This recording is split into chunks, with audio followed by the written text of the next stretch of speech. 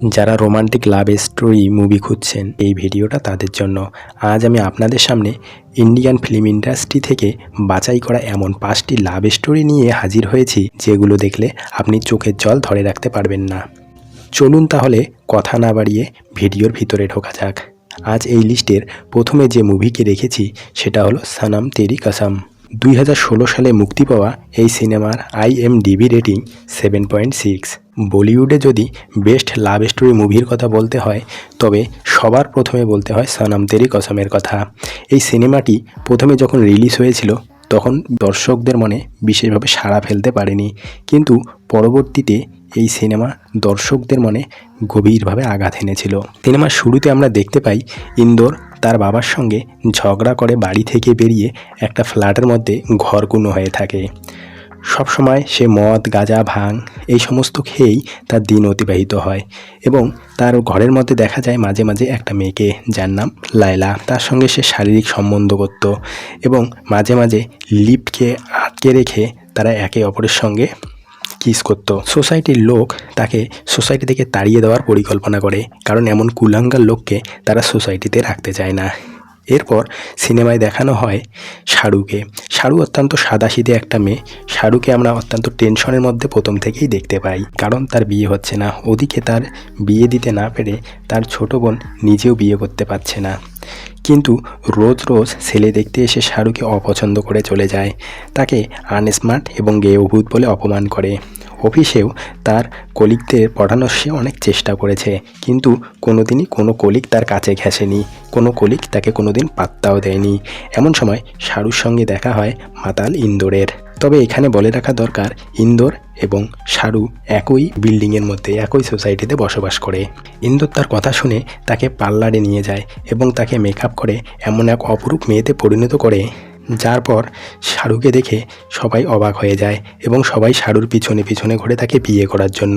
কিন্তু শাহরুখ তখন বখাটে ইন্দোরের প্রেমে পড়ে যায়, কিন্তু শাহরুর পরিবার ইন্দোরকে মেনে নিতে অস্বীকার করলে শাহরুখ ইন্দোরের সঙ্গে বেরিয়ে পড়ে।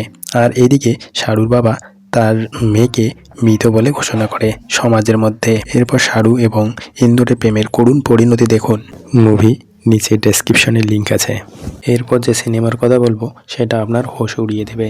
এই লিস্টের 2 নম্বরে আছে 2018 সালে মুক্তি পাওয়া একটি তামিল সিনেমা 96, IMDb রেটিং 8.5। এ মুভি আপনার ছোটোবেলার স্কুল প্রেমের কাহিনী মনে করিয়ে দেবে।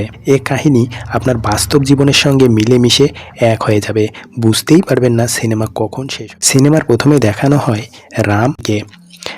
রাম এবং জানকী একই স্কুলে পড়ে।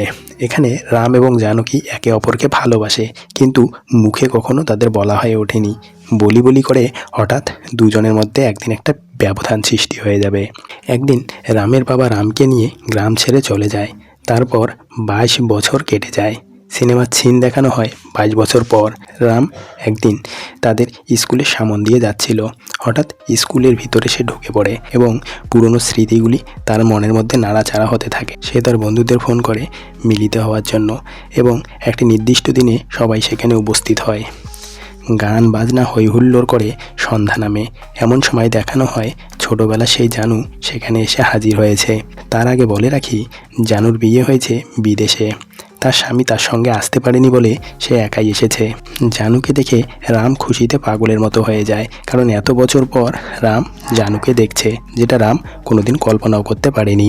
পার্টি শেষ হলে জানুকে হোটেলে পৌঁছে দেওয়ার দায়িত্ব পড়ে রামের উপর। জানু হোটেল থেকে রামের ঘরে চলে যায়।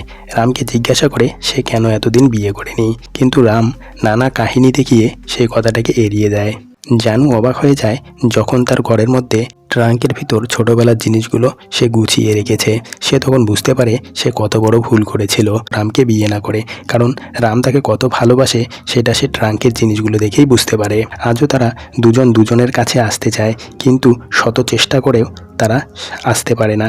আজকেও তারা একে অপরের পাশাপাশি আসতে চায়, একে অপরকে ভালোবাসতে চায়, জড়িয়ে ধরতে চায়, কিন্তু পারে না। শত চেষ্টা করার পরেও তারা দুজন পাশাপাশি বসে থাকে, কিন্তু কেউ কাউকে স্পর্শ করতে পারে না। সেই নিস্তব্ধ মুহূর্তগুলি আপনাকে স্থির থাকতে দেবে না।